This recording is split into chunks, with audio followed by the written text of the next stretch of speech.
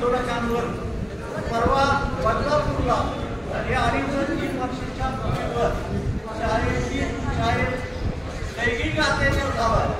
या अत्याचाराच्या निषेधार्थ बदलापूरच्या नागरिकांनी आंदोलन केलं।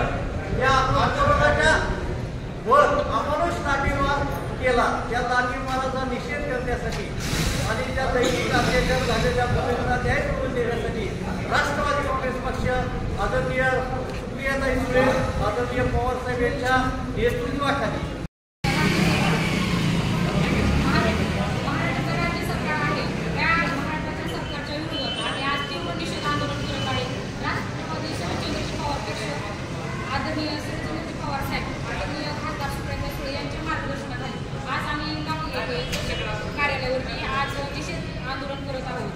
जेणेकरून आज महिला कुठं सुरक्षित नाही आहे। आता गेल्या महिन्यामध्ये उरणचं प्रकरण घडलं, त्याच्यानंतर नगरला एक प्रकरण घडलं, त्याच्यानंतर काल 3-4 दिवसापूर्वी कोलकात्यामध्ये एक डॉक्टर महिला त्याच्यावरती अत्याचार करून तिची एक हत्या करण्यात येते।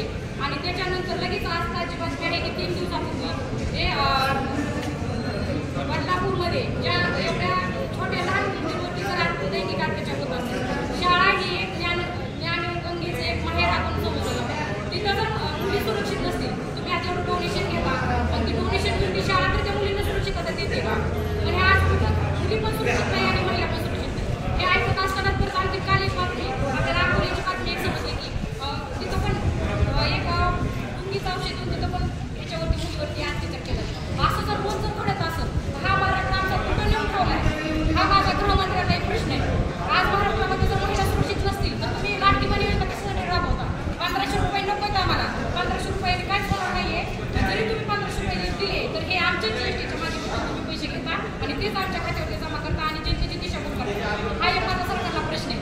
तुम्ही जर त्याच्या पाठीमागं जे महिला आज महागाईच्या ह्याने होतलेला आहे ती महागाई कमी करण्यात यावी, त्या महिलांमध्ये आज जे रोजच्या दैनंदिन जीवनामध्ये जीएसटी लागलेला आहे तो कमी करण्यात यावा आणि आज इथून पुढं महिलांवरती आम्हाला सुरक्षितता पाहिजे हे आम्ही गृहमंत्र्यांकडे एक मागणी करत आहोत, एक विनंती करत आहोत। जर त्यांना ही सुरक्षितता देता येत नसेल तर त्यांनी त्वरित राजीनामा द्यावा ही एक आमची